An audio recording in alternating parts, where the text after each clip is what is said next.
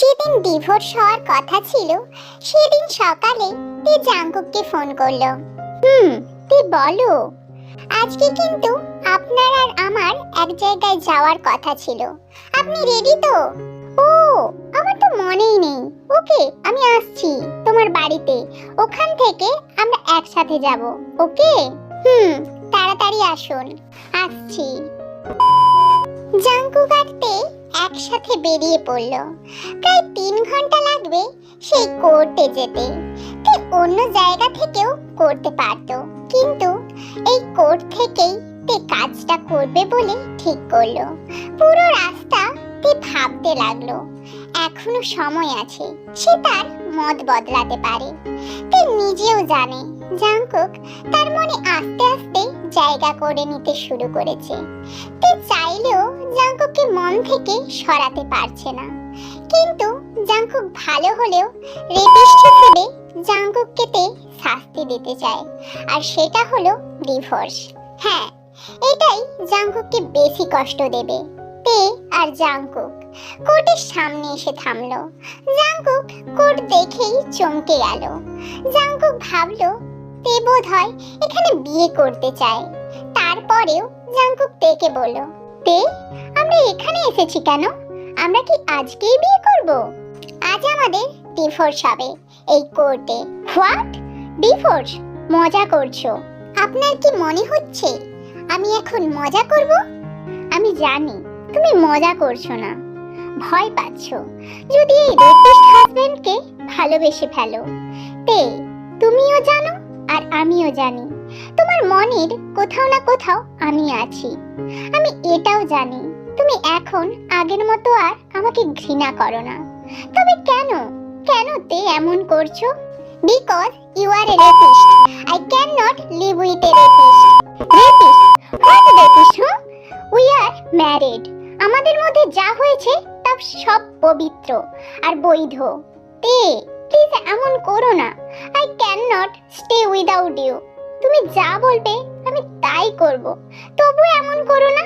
সত্যি তো? যা বলবো তাই করবেন? প্রমিস? প্রমিস। তবে চলে যান এখান থেকে, কখনো আসবেন না এখানে। আমাকে মুক্তি দিন। তে আমি পারবো না। তার থেকে তুমি আমায় মেরে ফেলো, তাতেও আমার শান্তি হবে। আমি জানতাম আপনি প্রমিস রাখতে পারবেন না। জাঙ্কুক কোনো কথা না বলে কিছুক্ষণ আকাশের দিকে তাকিয়ে রইল।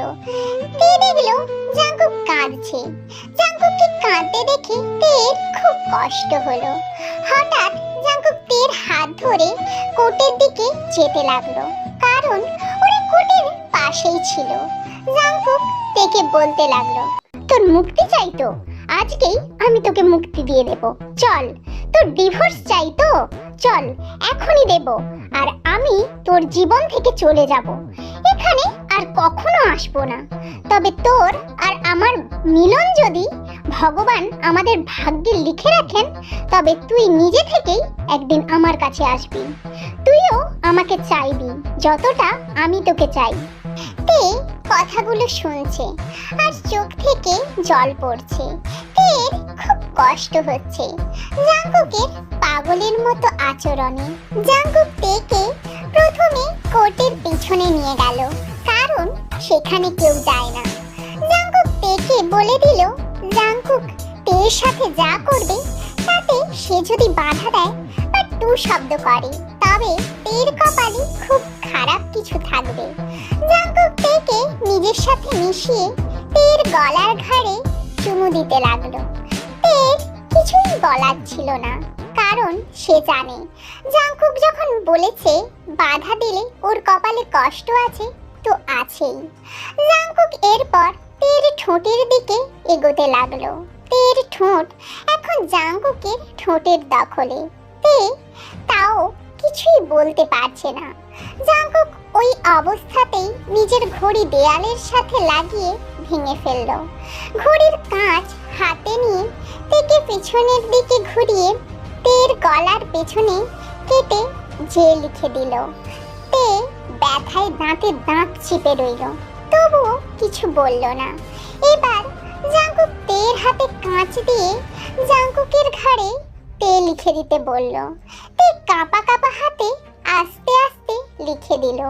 তখন জাংকুক নিজের কাটা জায়গায় সাথে তের কাটা জায়গা চেপে ধরলো। জাংকুক তেকে বলতে লাগলো, নে এবার আমরা যেখানেই থাকি না কেন আমাদের সম্পর্ক থাকবে সারা জীবন। তোর শরীরে আমার রক্ত আর আমার দেহে তোর রক্ত। তখন জাংকুক তেকে নিয়ে কোর্টে গিয়ে ডিভোর্স পেপারে সাইন করে দিল। জাংকুকের মনে কি কষ্ট হচ্ছে তা শুধু জাংকুকই জানে। তেও কাঁদতে কাঁদতে সাইন করে দিল। জাংকুক যাওয়ার সময় শুধু একটা কথাই বলে গেল, it is not over. Jungkook চলে গেল। তেও নিজের বাড়ি চলে এলো। তের মনটা খুব খারাপ হয়ে গেল। সারা রাত জুড়েই তে জাংকুকের কথা ভাবলো। পরের দিন অফিসে গিয়ে তে শুনল জাংকুক অফিস ছেড়ে চলে গেছে। তের মনটা আরো খারাপ হয়ে গেল। সেদিন অফিস থেকে তে হাঁটতে হাঁটতে বাড়ি ফেরার সময় সেদিনকার গুন্ডাগুলো তেকে কিডন্যাপ করে নিয়ে গেল। তে অজ্ঞান হয়েছিল। যখন তের জ্ঞান ফিরল সামনে ইয়োনোকে দেখল। তেকে জাগতে দেখে ইয়োনো হা হা করে হাসতে শুরু করলো। তে দেখলো ইয়োনোর পেছনে সেদিনকার গুন্ডাগুলো। তে বুঝে গেল সেদিনও ইয়োনো গুন্ডা পাঠিয়েছিল। ইয়োনো হাসতে হাসতে বলল, তে ডার্লিং, এখন তোমাকে কে বাঁচাবে? তোমার আশিক জাংকুক তো চলে গেছে। তে আশেপাশে তাকাতে লাগলো। এটা কোনো বিল্ডিং এর ছাদ। তে দেখলো গেট দিয়ে একটা গুন্ডা আসলো, কিন্তু গেট খোলাই রাখলো। তে সুযোগ বুঝেই দৌড় দিল গেটের দিকে। কেউই তাকে ধরতে পারলো না। তার আগেই তে দৌড় দিয়ে চলে গেল। তে সিঁড়ি দিয়ে নামার সময় কারো সাথে ধাক্কা খেলো। তে পড়ে যেতে নিলেই লোকটি তেকে ধরে ফেললো। তে সারাদিন কিছু না খাওয়ায় খুব দুর্বল ছিল, তাই অজ্ঞান হয়ে লোকটির কোলে ঢলে পড়ল। ইয়োনো এসে দেখে তে ওর বসের কাছে, তাই ইয়োনো কিছু না বলে চলে গেল। লোকটি তেকে একটি রুমে নিয়ে গেল। তে চোখ মেলে নিজেকে একটা রুমে আবিষ্কার করলো। তে ধড়ফড় করে উঠে পড়লো। চারিদিকে তাকাতেই বারান্দায় একটা লোককে দেখতে পেল। লোকটি ফোনে কথা বলা শেষ করে তের দিকে এগিয়ে আসলো। ও, তুমি উঠে পড়েছো? তুমি অজ্ঞান হয়ে আমার কোলের উপর পড়ে গিয়েছিলে। এটা আমার হোটেল, তুমি এখানে সেফ থাকবে, আর আমি তোমাকে এখানে এনেছি। আপনি কে? ও, আমি মিনিউঙ্গি, অস্ট্রেলিয়া থেকে এসেছি। তোমার নাম কি? আমি তেইহং। আপনাকে অনেক অনেক ধন্যবাদ। আপনি না থাকলে হয়তো গুন্ডাগুলো আমাকে মেরে ফেলতো। এটা আমার কর্তব্য। আচ্ছা, এখন ফ্রেশ হয়ে কিছু খেয়ে নাও। তুমি দুর্বলতার জন্য অজ্ঞান হয়ে গিয়েছিলে। না না, আপনি এত কিছু করেছেন, এতেই আমি কৃতজ্ঞ। আমি বাড়িতে যাব। ইয়ঙ্গি একটু জোরাজোরি করলো, কিন্তু তে মানল না। তখন ইয়ঙ্গি তেকে নিয়ে তেদের বাড়ির উদ্দেশ্যে রওনা দিল। তে মানা করেছিল, তবুও সে নিয়েই গেল। গাড়িতে ইয়ঙ্গি তেকে বলল, আচ্ছা তুমি কি করো? তোমার মা বাবা কি করেন? আমার মা বাবা নেই, আমি একটা অফিসে চাকরি করি। আই এম সরি, আমি জানতাম না। ইটস ওকে, এখানেই থামুন, এইটাই আমার বাড়ি। ও আচ্ছা, বাই। বাই মানে? আপনি আমার সাথে আমার বাড়িতে যাবেন। আপনি আমায় বাঁচালেন, তাই এক কাপ চা তো খেতেই হবে। আসুন, কোনো কথা চলবে না। ইয়ঙ্গি উপায় না দেখে তের সাথে গেল ওদের বাড়িতে। তে ইয়ঙ্গিকে সোফায় বসতে দিয়ে চা বানাতে গেল। ইয়ঙ্গি তের রুমটা ঘুরে ঘুরে দেখতে লাগলো। দেওয়ালে অনেকগুলো ছবি টাঙানো ছিল। হঠাৎ একটা ছবিতে ইয়ঙ্গির চোখ আটকে গেল। তে চা নিয়ে এলো। এই নিন আপনার চা। চা পরে হবে। ইয়ঙ্গি তাড়াতাড়ি করে তের হাত ধরে সেই ছবিটার কাছে নিয়ে গেল। ছবিটা দেখিয়ে তেকে বলল, ছবিতে তোমার পাশে এই মহিলাটাকে? আমার মা। কেন?